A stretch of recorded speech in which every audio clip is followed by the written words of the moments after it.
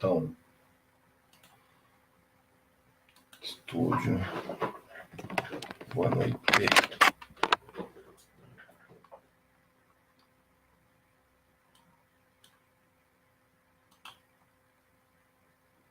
Eventos, estou chegando.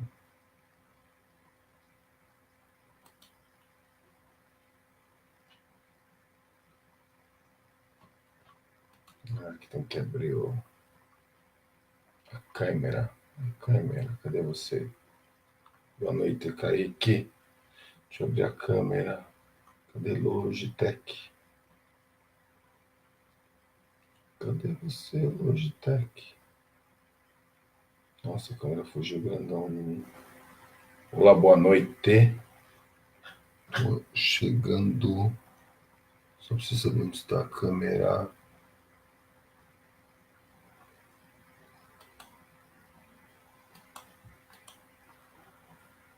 Aqui. Foi aqui que eu mudei. Não está aqui não. A Logitech tá com um zoom gigante aqui. Quem tava me vendo no YouTube. Deixa eu só dar uma mexidinha aqui.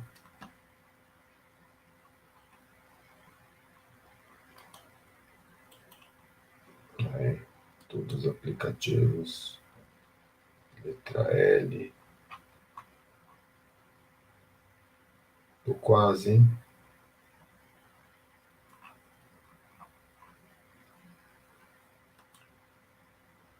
Mais um pouquinho aqui. Logitech. Vai dar certo, vai dar certo. Falta só um pouquinho. Câmera. É isso. É.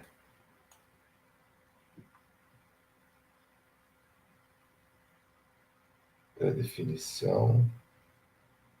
Acho que tinha que só ter um aplicar aqui, mas vamos lá. Ok. Ok. Pré-definição. Avançado. É isso aí. Salva. Sai. Já não aparece mais a pança, mas toma aí. Beleza, boa noite. Boa noite, Daniel. Fala aí, Thalita. Não, é Tatinha, tô cego. Léo, Kaique, beleza, boa noite. Hoje, de novo, vou falar um pouquinho mais de judô e voltar a falar sobre o seminário do dia 16 de fevereiro sobre judô. Estão me escutando aqui? Deixa eu ver aqui no YouTube. Só uma ferramenta, um segundo, porque dava com fone, microfone, ok. Perfeito, tudo perfeito. Agora sim. Deixa eu deixar o fone de ouvido aqui no... Legal? Boa noite, olá, Pati. Patrícia Marques. Olha, sim, muitas pessoas, vamos lá. Mais um pouquinho só. Hoje o assunto é especificamente judô, especificamente o que foi visto lá no nosso seminário, né? Na verdade, aquele seminário do professor Okada, que veio do Japão, do Tsukuba, né? Da Kodokan, para falar sobre o judô na escola. É importante até ressaltar que tem algumas discussões de escola que eles não têm sobre o que a gente fala de educação, ou de alguns resgates, porque eles têm um perfil cultural diferente do nosso. Então, não adianta querer discutir esse tipo de coisa com eles. Então, essa é uma discussão mais interna, né? Quando a gente leva o judô para o ambiente escolar, o ambiente escolar brasileiro pressupõe algumas situações que é diferente do ambiente escolar japonês, né? Então, isso já muda um pouquinho. Mas hoje eu vou falar de Nageuaza, as projeções, o que ele enfatizou e o que é bastante interessante sobre o que ele enfatizou. Eu vou começar, então, hoje falando mais ou menos o que o professor Puglia falou no começo e no final, que o que o professor Okada fez, ele fez um feijão com arroz, ele trouxe o básico. Muitas vezes, se você não prestava atenção nos detalhes que ele trazia, você fala, pô, mas eu já sei isso. Não, mas ele queria trazer umas situações básicas. Eu vou reforçar algumas, eu vou fazer link com a aprendizagem antes de ir para golpe. Por exemplo, até os 12 anos, não pode pegar em cima. Manga e gola baixa, direita ou esquerda. Tô bem hoje, deu uma talhada na mão. direita ou esquerda, mangue, gola, baixa, sem segurar atrás. Por quê? Então, sei lá, desde que eu me conheço por treinador com consciência pública, com celular, consciência imável, assim, ó, dessa posição sai todos os golpes. Da posição pegando mais em cima, pode sair um ou outro de preferência, mas apesar de ter golpes de preferências envolvidos, você limita a quantidade de golpes de projeção, né? Você acaba criando uma limitação. Apesar de que todos nós temos um número razoável, né? Não são muitos golpes preferidos, mas lembra, e aí eu vou lembrar mais uma coisa. Esse final de semana nós tivemos também não uma capacitação, mas se você vai trabalhar de técnico de judô, ou seja, você vai entrar na área, você tem que fazer um seminário que a Federação Paulista realizou, então foi esse sábado passado. Eu estou falando sobre o seminário do Okada no retrasado, e foi muito legal. Eu reencontrei o José Olívio, e eu nem lembrava dele, ele lembrava de mim, sensacional, que ele me encontrou no Congresso na USP em 2008. Então, se você hoje, por exemplo, vê o livro do Kreff e sobre o judô, é ele e o professor Alexandre Drigo, né? É bem interessante, e ele parte, na verdade, ele fala assim, ó, ele parte de um trabalho que nós fizemos, eu fiz com a Emerson Franklin em 2008, que fala que quanto mais você sobe o estágio competitivo, ou seja, quanto melhor o nível competitivo, eu tenho mais recursos técnicos. Só que esses mais recursos técnicos se resumem a 4 golpes, só que esses 4 golpes eles partem de uma mesma pegada, ou uma variação de pegadas, ou direções diferentes. Então, os atletas de alto rendimento, eles não expandem tanto o seu vocabulário, mas eles aprimoram dentro de um mesmo golpe, e a relação a esses golpes, e o ideal próximo desse alto rendimento, 4. Tá? E é citado que a maioria é de uma mesma pegada, mesma variação do mesmo golpe. Então eu volto aí para o Okada. Pegada básica, dos 12 aos 15 anos pode pegar um pouco mais em cima, e aquela pegada bem funda só após os 15 anos.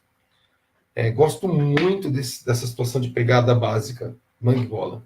Inclusive, ressaltando, golpe só com mangue-gola. Então, se você vai trabalhar seoi, é moro até seoi, manga-gola. Não ipon seoi nage, que faz você soltar um dos lados e encaixar por baixo.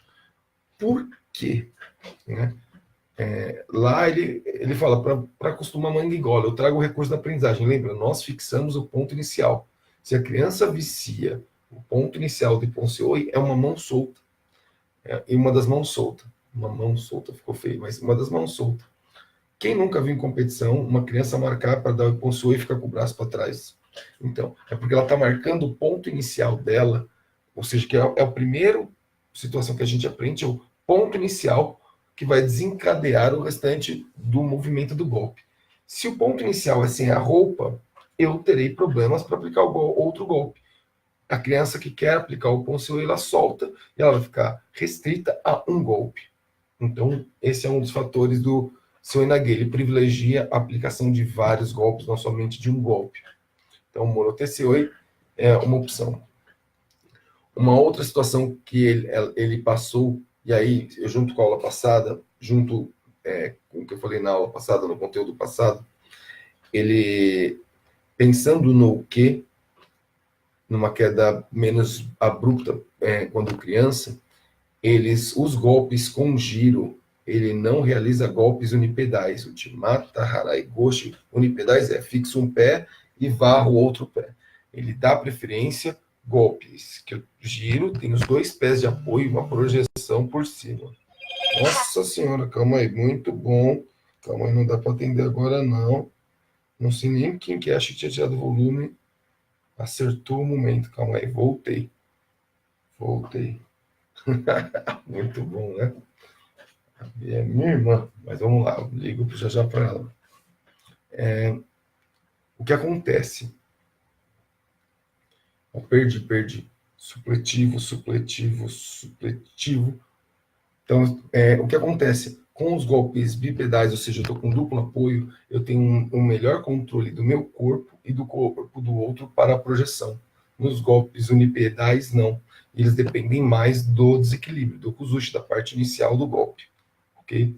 Então, esse é outro ponto que deve ser destacado. Ele frisou muito.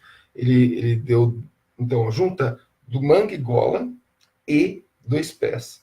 O que acontece? Eu elimino inicialmente Koshigurumi, Ponsei e Ogoshi. Apesar de Ogoshi e Koshiguruma eles apresentarem golpes de mais fácil condução, só que eles soltam a gola.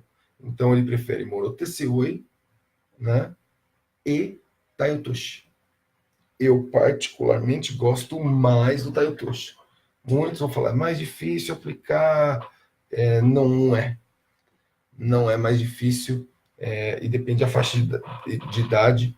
E aí eu vou me remeter a desenvolvimento motor, mas, de novo, eu indico o livro do CREF, só lá buscar de graça, quem tem CREF, quem tem Educação Física, o Pedagogias Complexas do Judô 2, do José Olívio, já li a primeira parte, e ele traz um esqueminha sobre as idades, e ele chama a primeira idade de pré-judô e a segunda de fundamental, ou seja, ainda não entra nada de treinamento.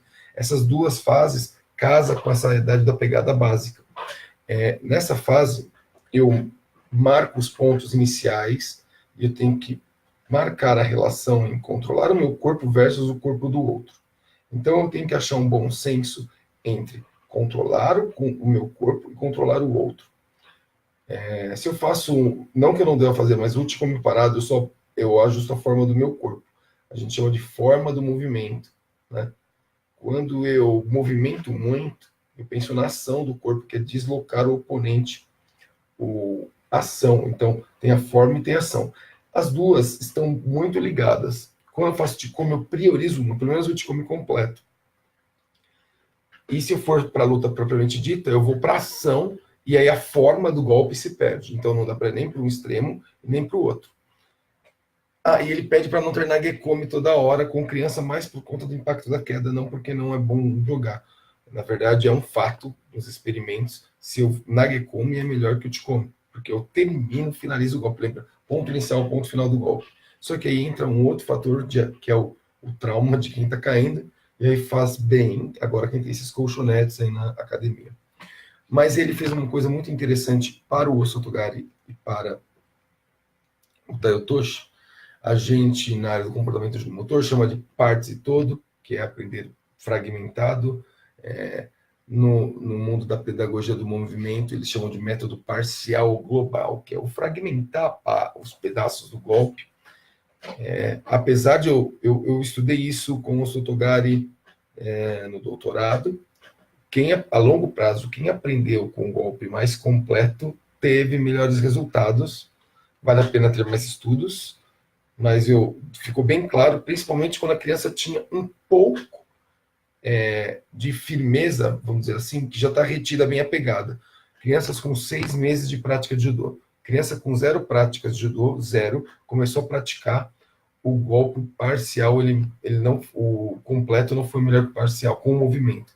Agora, quando a criança apresentava 6 meses de prática de judô, de 4 a 6 meses, isso já era melhor ela praticar completo.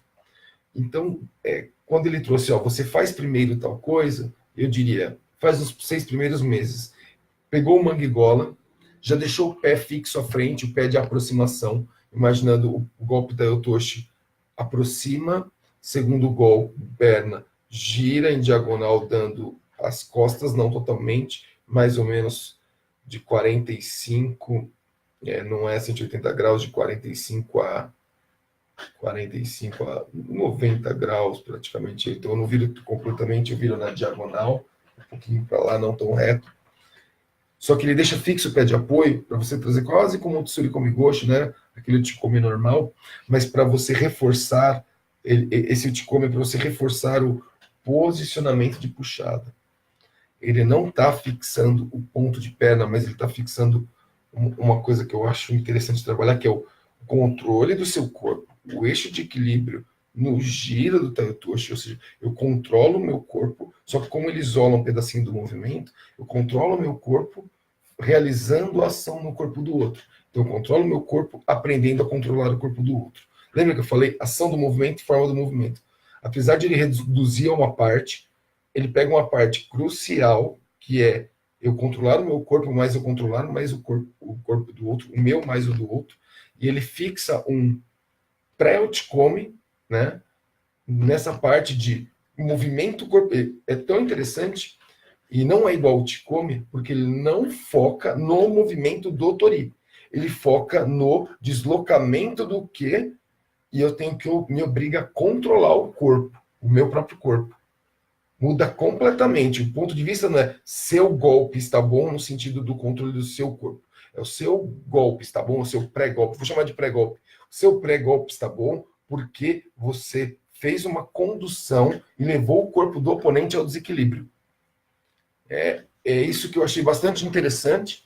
E aí vale eu ressaltar o estudo de 2007 e o estudo de 2016 e o estudo de 2016, em que foi encontrado que para crianças, num resultado de 3 meses, pós 3 meses, a movimentação foi melhor que o Ticome parado, porque ela aprendeu mais deslocar o corpo do outro. Não funciona o Ticome parado? Claro que funciona, mas ele está relacionado. Lembra, quando a gente fala de aprendizagem, é importante falar o que está sendo aprendido. Então, quando eu faço Ticome normal, eu estou focado na forma do movimento do Tori. Forma. Desenho do movimento, padrão do movimento. Ao mesmo tempo, eu tenho que aprender o controle do meu corpo com o controle do outro. Ação do movimento. E aí, essa ação do movimento é importante ter movimento, não o parado. Se eu fosse, eu vou resumir aqui por conta da live, se eu fosse dar uma dica, eu intercalaria movimentações e parado, movimentações e parado. E eu gostei muito desse Uchikomi falando Taiotoshi. E o golpe com giro, qual que ele mostrou só no dia? Só Taiotoshi. Então ele fez o processo parcial global, que a gente chama, no mundo da educação física. Eu sou da aprendizagem motora, eu uso partes e todo. Quem não é da educação física, só do judô, fala o que é isso, mas é que são duas maneiras de olhar o fenômeno diferente. Os nomes até são parecidos, mas têm pressupostos e explicações diferentes. Tá? Eu venho da área do comportamento motor, eu olho como o corpo aprende, então eu chamo de partes e todo, mas se você pegar qualquer livro de pedagogia, de ginástica geral, de gímicas, que eles chamam, já vão chamar de método parcial global. Ok? É isso. Segundo golpe que ele ensinou, apesar de falar que para tomar cuidado com os golpes unipedais, ele falou, lembra que eu falei para vocês, para começar com o Osoto Otoshi, né, a semana passada, ou seja, o Osotogari com a finalização com o pé fixo, exatamente, para tomar cuidado com o impacto do que caindo de nuca. Ao mesmo tempo, ele entende que o Osotogari é um golpe básico, ele está no início da aprendizagem. Ele não focou qual idade, mas, inclusive, ele focou o Osotogari como golpe na iniciação. E o Sototoshi.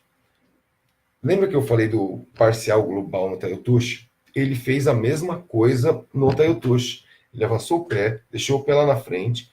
Ele falou sobre puxar lateral junto ao corpo. Então, eu começo a puxar da lateral, depois trago mais próximo ao corpo. E ele enfatizou muito a função, de novo, não a forma do movimento, mas a função do desequilíbrio aqui e da gola fazer com que o oponente se desloque posteriormente e eleve um pouco. Então, meu braço suspende. Lembra que ROM não é a adaptação do mais baixo para o mais alto, é o básico. E ele fez esse pequeno... essa pequena parte enfatizando um pré-outcome, não tem um nome, mas ele falou assim, ó, começa fazendo assim, ou seja, sem derrubar, sem ser o golpe completo, o objetivo não é fazer o golpe, mas ele não explicou dessa forma, obviamente que eu não entendo japonês, quem fez a tradução foi o Sensei Hachiro, né? Então eu não consigo saber qual era o tipo de argumento que ele trazia, mas o Sensei Hachiro traduzia para a gente e eu fazia as interpretações a partir da minha base de conhecimento, mas basicamente ele isolou a função de desequilibrar daquele golpe. Lembra? O que faz eu aplicar o golpe no momento correto, e aí eu vou trazer um outro elemento para vocês do dia a dia. Você sabe que o seu golpe está bom quando você aplica esse golpe sem pensar. Quando você está lutando, né, principalmente vocês estão num ritmo de luta bastante forte, novo, estou lutando, e de repente eu vejo aquele golpe acontecer, encaixa e faço, e você pensa, cara, como eu fiz esse golpe? Eu praticamente não pensei, não houve uma. Eu não pensei para fazer, eu fiz. Quando acontece isso, é porque você está começando a ficar num bom nível de treino, né? Isso acontece todo. Eu tenho certeza que todo faixa preta que está me assistindo, isso aconteceu em algum momento com algum golpe, né? Se isso aconteceu, esse lampejo. Quando que isso acontece? Quando dispara esse gatilho. Esse gatilho dispara quando o seu corpo encontra aquele ponto inicial para encaixe do golpe. Por isso, quando eu falo do parado, eu vou querer entrar aquele Sotogari que eu caio de maduro para trás. Eu entro, o cara está numa parede, ele bloqueia, eu caio de nuca. Ou eu entro, o meu corpo bonitinho, fazer um Taiotoshi Impulsioi, tomo um contragolpe para trás, porque o gatilho está no oponente posicionado parado. Agora, quando o gatilho está, quando eu percebo o corpo do oponente desequilibrado na função, é o momento que dispara esse gatilho. Eu estou chamando de gatilho, mas é o que dispara você chamar, ó, está no ponto correto para entrar o golpe, e você executa o golpe. Por isso que eu tenho enfatizado muito reforçar o ponto inicial do golpe, mas não para os muito iniciantes pequenininhos, o que eles chamaram de pré-judô, gostei desse nome, pré-judô iniciantes, é fixar o quê? Pegada, manguigola. Manguigola movimenta frente e trás. Então, e ele falou também sobre o Rapokuzushi, os 8 direções. Então, a fazer a criança andar, empurrar, puxar, ela ter a sinestesia, ela aprender a função de ela empurrar o outro, mas o corpo dela continua equilibrado. Ela puxar o oponente, o corpo dela continua equilibrado. Então, eu controlo o outro e controlo o meu corpo. Eu controlo o outro. Ela precisa aprender isso para poder disparar. Eu gosto de dar várias brincadeiras para os meus alunos pequenos que não tem golpe de dor. Eu até desenho um trilho de trem no chão para obrigá-las a andar em suriashi. Elas seguram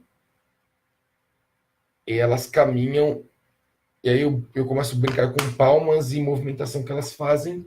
Então eu bato a palma, falo, a criança que está X, e aí eu marco a criança que tem uma fita, uma fita azul, fita branca, para diferenciar as crianças, inclusive já se acostuma às cores da luta, e eu falo, ó, se eu bater uma palma e falar azul, a criança azul puxa para ela o outro. Se eu bater 2 palmas, ela anda para trás e para frente. Então, se eu bater uma palma, ela anda para trás, o azul. Se eu bater 2 para frente. Se eu bater 2 e falar azul, o azul desequilibra aproximando. Se eu falar azul e bater uma, desequilibra empurrando. Obviamente que isso não é uma aula só. Você vai complicando a brincadeira do trenzinho e ele vai, os dois, aprendendo a andar, a se controlar, mantendo a pegada do kumikata e executando o Rapokuzushi, mas de uma forma um pouco mais dinâmica, se aproximando um pouco mais de qualquer outro golpe, né? Se aproximando mais de qualquer outro golpe. Existem outros detalhes em quanto à direção do Sotogari, mas eu acho que não é o mais importante, mas eu vou falar sobre isso. A direção da queda do Sotogari, ela nem é pensando nos meridianos do Rapokuzushi, ou seja, diagonal, posterior ou posterior. Aí ele falou assim, não, o Sotogari não é nenhum nem outro, ele é como se fosse um traço para 16, 8 pizzas, ó, o gordo pensa em comida. Aí é a direção diagonal, marco em 16. Então, se eu tivesse um relógio, o ponto 12 é o Shiro, o ponto 6 lateral, ele nem, aqui, ó, na verdade ele seria o 1, mais ou menos, né? 12, 1, 2, mais o 2,5 é o diagonal Migi, o Shirokuzushi, por exemplo, ele ficaria entre 1 e 2 aqui, ó, a direção do Sotogari. O desequilíbrio do Sotogari não é exatamente o que acontece no Rapokuzushi. Quando eu penso, então, nesses pedacinhos, eu consigo voltar a pensar no ensino-aprendizagem. Eu falei bastante vou rodar aqui, porque eu conversei com um menino da Praia Grande, E ele falou, eu quero saber sobre o processo pedagógico. Ele estava semana passada, se tiver aí, grita, por favor. Aí ele falou assim, eu não queria só ver o golpe, mas eu quero saber como eles ensinam, como aprende. Eu falei para ele assim, a partir do que ele está falando, eu desconfio que ele faça algo desse tipo. Não, não exatamente isso, mas que eles privilegiem a função junto com o outcome. Eu não acho que ele dá só o outcome e não acho que ele dá só a função. Eu acho que ele faz as duas coisas sempre. Fixa o ponto, fixação, fixa a forma. Fixação, fixa a forma. Eu imagino que sim. Seria interessante aí, tem professores, o professor Elton, às vezes ele aparece por aí, dá uma espiada e vai embora. É um professor que morou um tempo no Japão, o próprio professor Alessandro. Eu não sei se eles chegaram a acompanhar muito o treino com criança, para ver o que eles fazem no treino de infantil, porque essa fase, que a gente chama de o pré-judô ou o infantil até os. Eu falo normalmente por causa do desenvolvimento motor até os 10 anos, e eles pedem até os 12 anos, sem problema nenhum, essa variação, porque esses 12 anos é um marco de puberdade. Então, se for falar de crescimento e desenvolvimento, que vai acontecer principalmente do menino, da menina um pouquinho antes, 12 anos é um marco que vai aparecer picos de força, e aí a gente entra com preparação até mais, preparação física do que preparação motora. A preparação motora e a física vão andando, a motora vai conduzindo para a física, ainda não é só preparação física. Eu gosto de dizer que quando é criança eu tenho que ter um professor e talvez um preparador motor. Aí nessa transição dos 10 aos 14 anos, o professor tem que ter um preparador motor e um preparador físico junto. Caro pra caramba, porque além do professor, ou seja, eu tenho que pensar no aspecto motor e um pouco no aspecto de condicionamento. E aí esse aspecto motor vai diminuindo, porque eu estou especificando. Quando eu falo de aspecto motor, eu quero uma amplitude de vocabulário. Lembra, ele tem que se ele pensa esse atleta 4 golpes bem eficientes com várias direções. Eu tenho que ter um corpo que gera diversidade de golpes.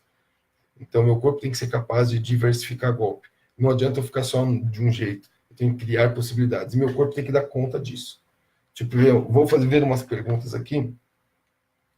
Pessoal, no YouTube eu não tenho controle das questões. Deixa eu ligar aqui no meu celular o YouTube um pouquinho, porque quando eu ligo o YouTube no celular, eu consigo ver as perguntas. Se tiver pergunta, eu vejo já. Aí. E aí eu já vejo também as perguntas do Facebook.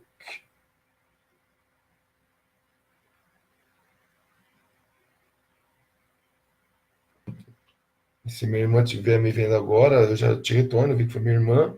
Já te retorno quando acabar a live, eu te ligo. Tudo bem?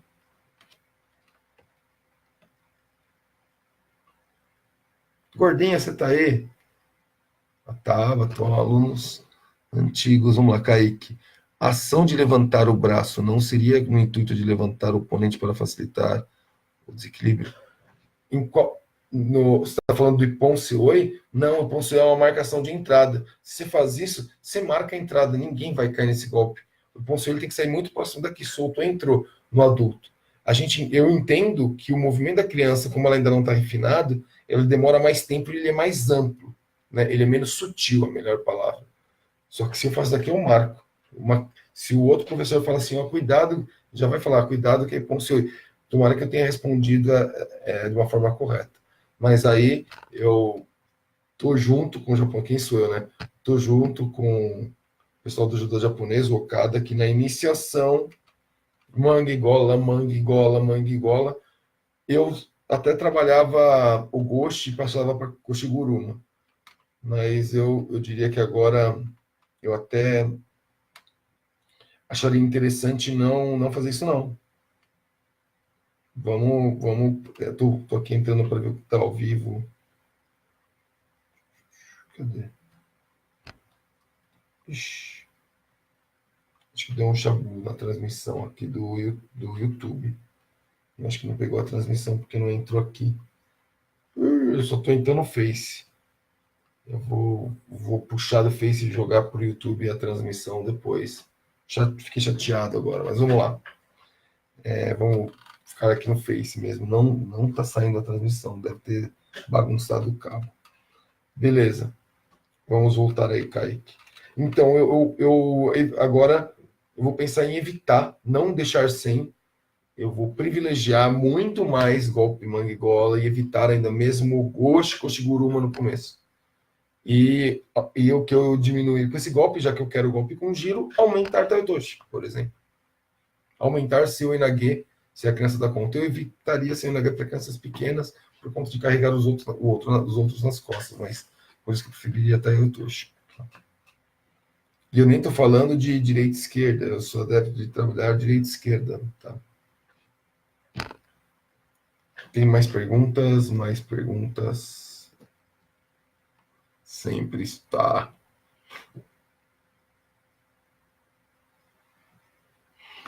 Tá, essa é uma boa pergunta.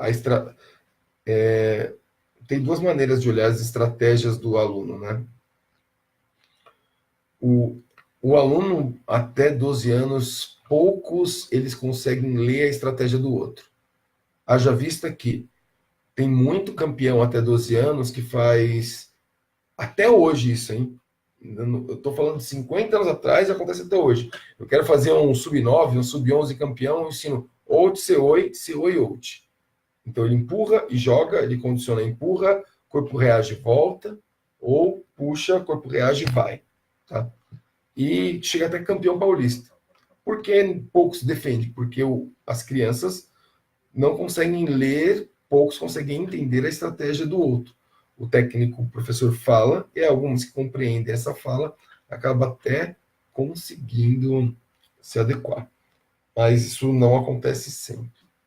Não acontece sempre. As crianças começam a perceber a estratégia depois. Eu percebi isso em poucas crianças que eu dei aula, essa condição de perceber o que o outro está fazendo. E, por exemplo, da Thais Sabaki, desvio de corpo ou bloqueios, né? Não acontece sempre. Mas, ao mesmo tempo, eu imagino que num trabalho a longo prazo, você trabalhando com a pegada e ela percebendo, lembra que eu falei do trabalho do trenzinho no começo? Eu empurro, puxo, giro, volto. Com o tempo, ele vai perceber, sinestesicamente, o giro do corpo do outro, o que possivelmente acontece com ele. E aí eu consigo melhorar bloqueios e melhorar tais sabaques, por exemplo. Mas aí é uma hipótese, já é uma loucura que eu tô. Não é uma loucura, mas é uma. Estou olhando um pouquinho à frente e cientificamente eu não tenho condições de olhar isso, de fazer essa afirmação, mas eu consigo hipotetizar que ele tem melhores percepções sinestésicas do controle do seu corpo e lembra dos gatilhos do corpo do outro se movimentando em relação a dele, porque essa é uma outra coisa. No Uchikomi parado para o que ele é nulo. O que é nulo? Ele não percebe informação da entrada do golpe do outro. Ele é quase o que é um poste. Quando o golpe é entrado em movimento, ele sente os desequilíbrios dentro da movimentação. Então, possivelmente ajuda a criar mais gatilhos de defesa, ou seja, bloqueio, seja Tassabaque. Mas, de novo, é uma hipótese, nunca estudei isso. Só não é um chutômetro porque eu estou fazendo analogia com outras situações do ato de aprender. Tá? É só por isso não é um chutômetro, mas...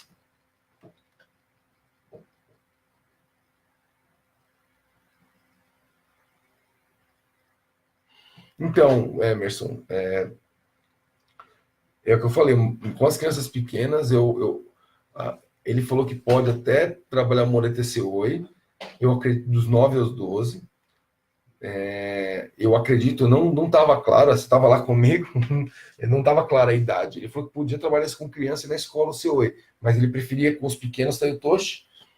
Mas eu tomaria cuidado, porque nessa fase do crescimento, o peso do outro nas costas, a relação estrutura de corpo um mais alto no mais baixo, o carregar, eu tomaria um pouco de cuidado. Não ficaria sem fazer, mas eu não enfatizaria, porque o que vai criar o machucado de carregar o outro, ou desvio nas costas, por exemplo, não é uma vez, não é de vez em quando. Eu entendo que isso vai acontecer por conta do excesso de vezes que ele faz aquilo.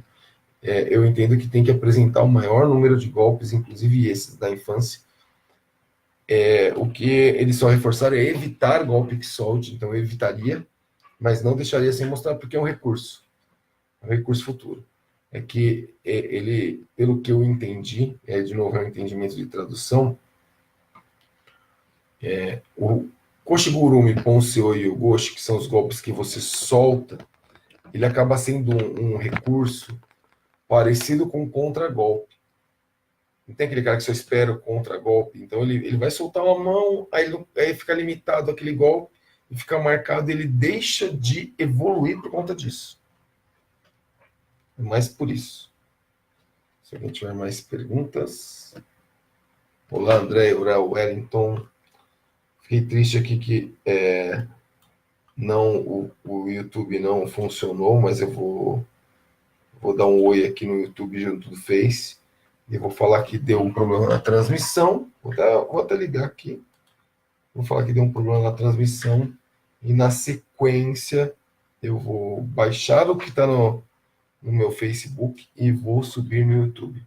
Ok? Olá, pessoal do YouTube, agora sim. Não sei se alguém está vendo, mas eu tinha passado esse link para entrada ao vivo, por algum motivo ele não ligou e agora eu consegui fazer ligar. Estou olhando aqui na tela porque está o YouTube. Então eu vou subir já, porque eu acabei fazendo toda a transmissão pelo Face. Se alguém tiver mais uma pergunta, eu vou desligar o YouTube, porque daqui 10 minutinhos sobe o vídeo aí pelo YouTube, tá bom? Vamos lá, Facebooks.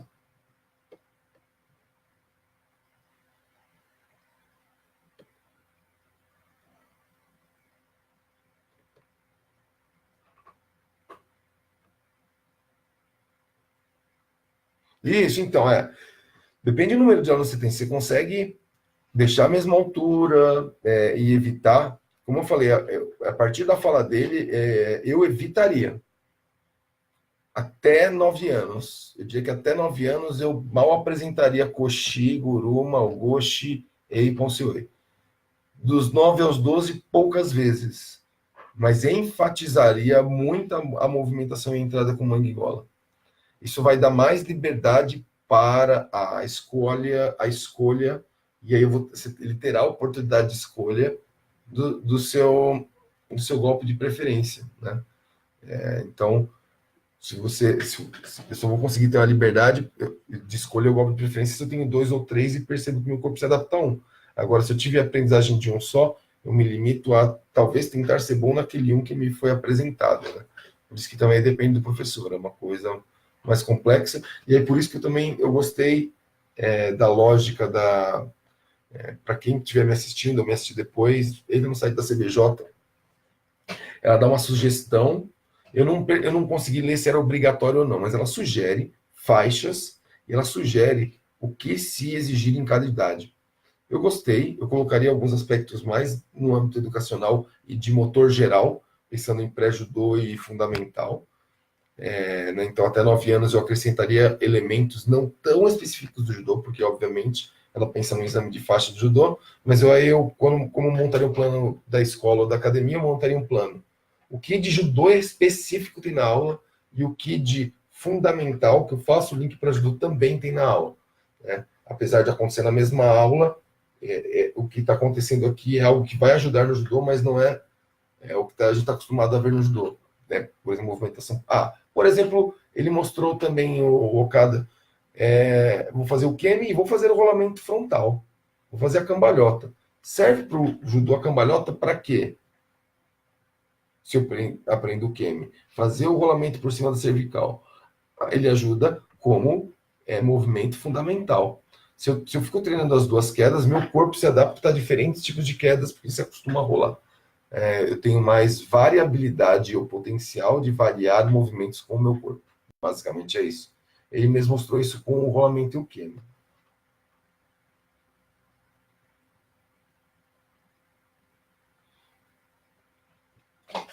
Talvez o falar do Kumikata para amortecer. Não, mas manguigola até 12 anos é para o Tori poder ter uma. A conta sei lá, eu tenho 40 golpes, né? Não, são 44 agora, diminuiu muito mais. eu tenho um número de golpes possíveis. Beleza, nem utilizamos todos eles. Pensando como golpe viável, tenho 12 golpes. Quando eu solto a mão, quantos golpes é possível aplicar? Né? Então eu limito, quando eu limito, eu marco o golpe que eu vou fazer, eu impossibilito ou inviabilizo a execução de alguns golpes. A mesma coisa acontece quando eu pego lá atrás. Quando eu pego lá atrás, essa sai o ultimato, o harai. Talvez no seu lugar. Agora, por exemplo, se oi e tá, eu tosco o golpe, não vai rolar. Então, como você limita as entradas, os possíveis golpes, o que tem mais possibilidades de escapar, vamos dizer assim, de escapar, de não cair.